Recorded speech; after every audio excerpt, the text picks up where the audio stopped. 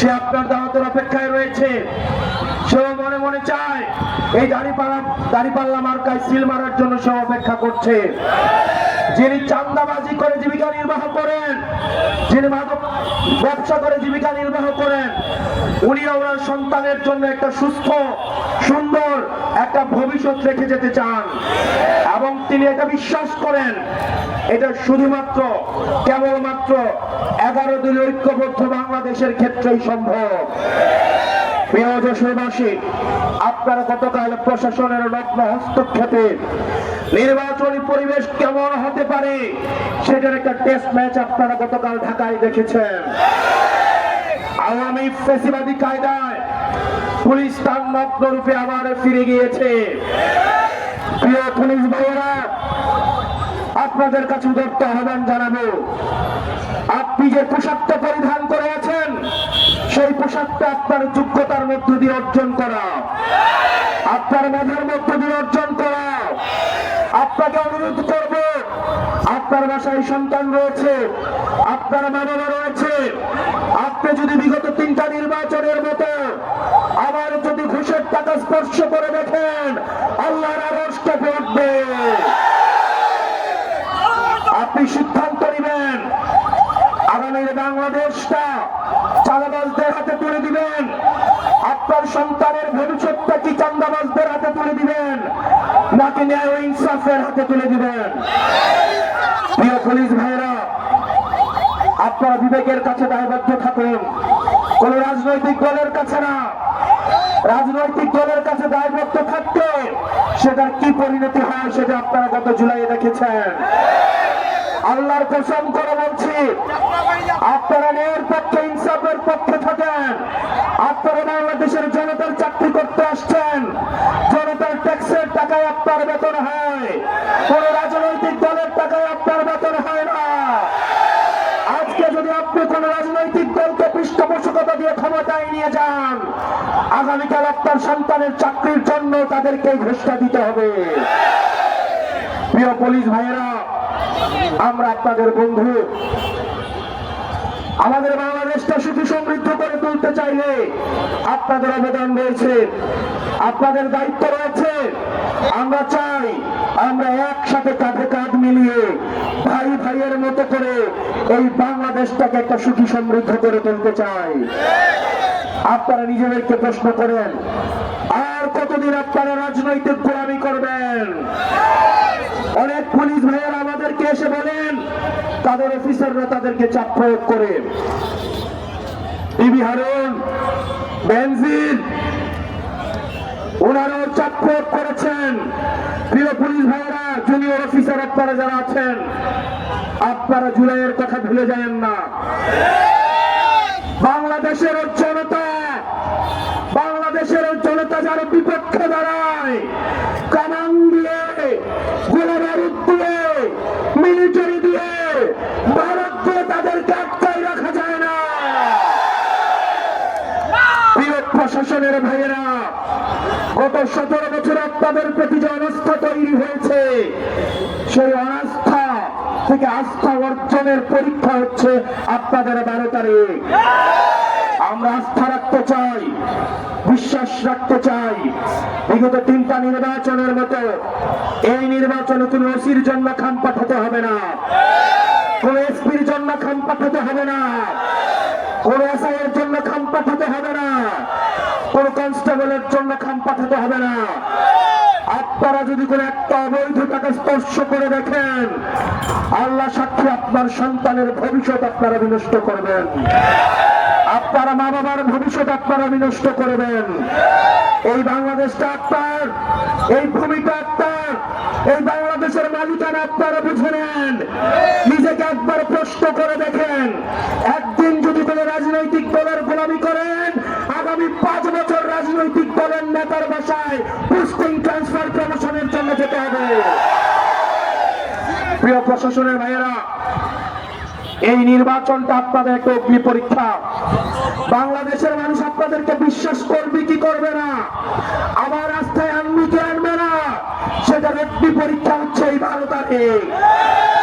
আপনাদের বিএনপির পুলিশ হওয়ার দরকার নাই, জামাতের পুলিশ হওয়ার দরকার নাই,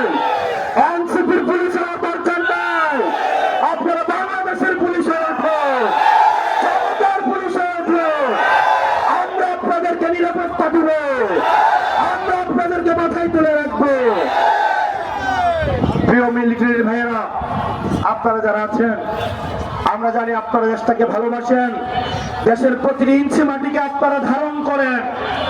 কতিপয় অফিসার বিগত সময়ে আপনাদের সম্মানকে লুণ্ঠিত করেছে, আপনাদের পুরো প্রতিষ্ঠানকে কলঙ্কিত করেছে। প্রিয় অফিসার ভাইয়েরা, প্রিয় মিলিটারি ভাইয়েরা, এই নির্বাচন আপনাদের কলঙ্ক মোচনের নির্বাচন। পুরো বাংলাদেশ আপনাদেরকে সহায়তা করবে, আমরা আপনাদেরকে সহায়তা করব। আমরা এই প্রতিষ্ঠানের সম্মান নষ্ট হইতে দিব না।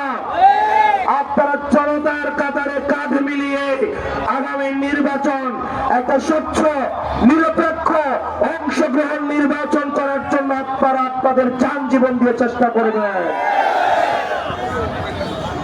12 তারিখের পরে বাংলাদেশটা কেমন হবে সেটা নির্ভর করে এই নির্বাচনের উপরে। প্রিয় যশোরবাসী, আপনারা সিদ্ধান্ত নেবেন।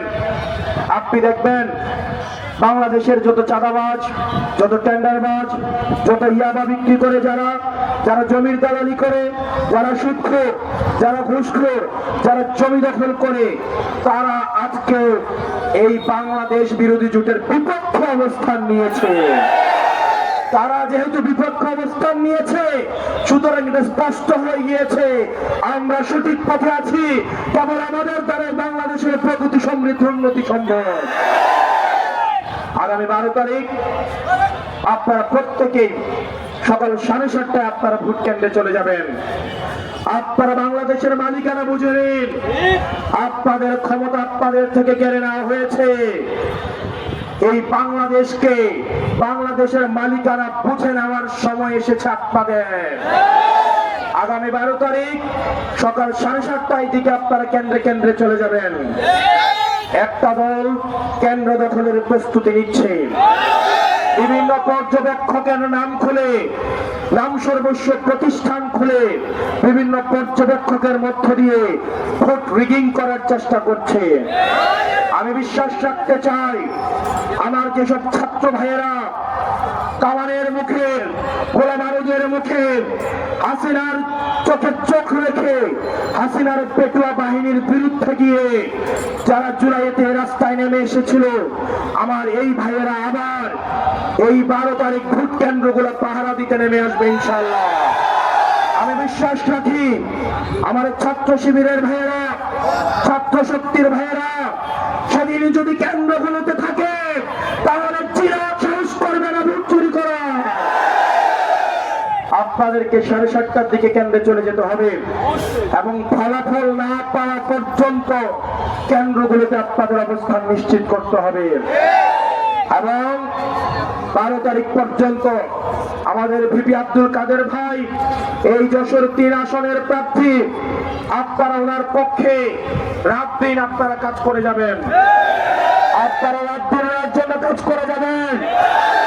এটা ভিপি আব্দুল কাদের ভাইয়ের নির্বাচন নয়, এটা বাংলাদেশের মুক্তের নির্বাচন, চাঁদাবাজ থেকে মুক্ত হওয়ার নির্বাচন, আধিপত্যবাদ থেকে মুক্ত হওয়ার নির্বাচন, জনগণের মালিকানা বুঝে পাওয়ার নির্বাচন, কৃষক শ্রমিকের অধিকার বুঝে পাওয়ার নির্বাচন, ছাত্রদের অধিকার বুঝে পাওয়ার নির্বাচন, রাষ্ট্র কাঠামো করার নির্বাচন, ফ্যাসিবাদকে কবরস্থ করার নির্বাচন।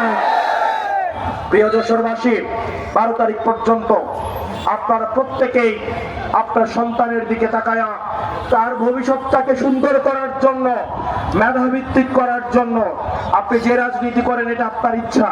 আমি জানি অনেক ধানের শীষের ভাইয়েরা আছেন, তারা মনোকষ্ট নিয়ে আমাদের কাছে আসেন, তাদের নেতারা তাদেরকে টার্গেট দিয়ে দেয়, এই সপ্তাহে 5 লাখ, ওই সপ্তাহে 10 লাখ। তারা ওইসব থেকে মুক্তি চায়, তারা ওইসব থেকে মুক্তি চায়।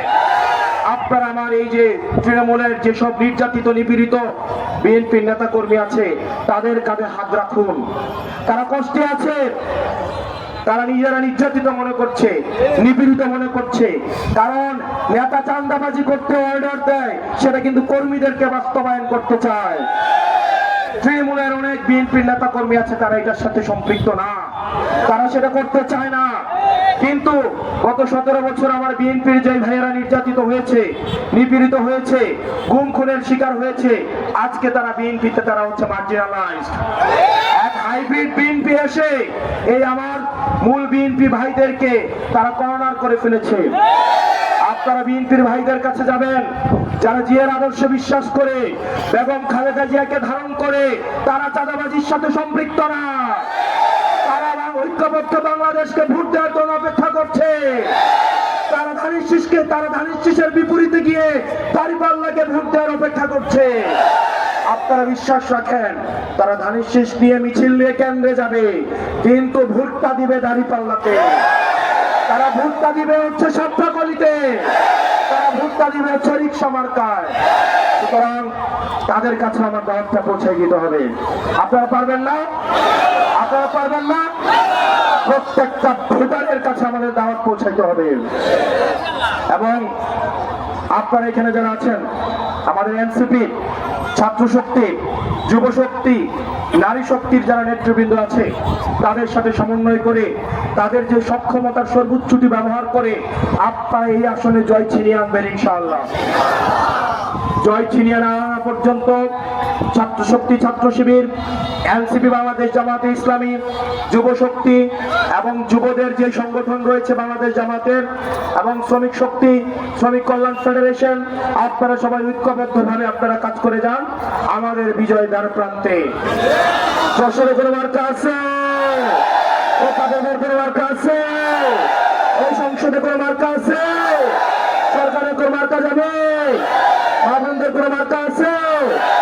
ও সেই মার্কা হাতের তালে হাতের বলে কেউ হলো না সংসদে, সরকারে এমন যাবে যুদ্ধ করা চারদিকে ভয় উঠেছে, ফুটেছে চারদিকে যুদ্ধ করা। তোমার আমার কৃষকের, শ্রমিকের, তরুণের সবাই বলে যুদ্ধ করা। দেবিদারের কোনো মার্কা আছে? দেবিদারের কোনো মার্কা আছে? এই হাসপাতাল কোনো মার্কা আছে? সেই মার্কা হাতের তালে হাতে বলে যশোর থেকে তাদের বাইরের আরো জুড়ে সংসদে, সরকারে আবার যাবে। জামাতের আমি একটা মার্কা বলছিল পাল্লা কলি। সারা বাংলাদেশের কোনো মার্কা আছে? সংসদে কোনো মার্কা যাবে? সেই মার্কা হাতের তালে এবার যাবে সংসদে, সরকারে, যুদ্ধ তারা। ইনকিলাব ইনকিলাব।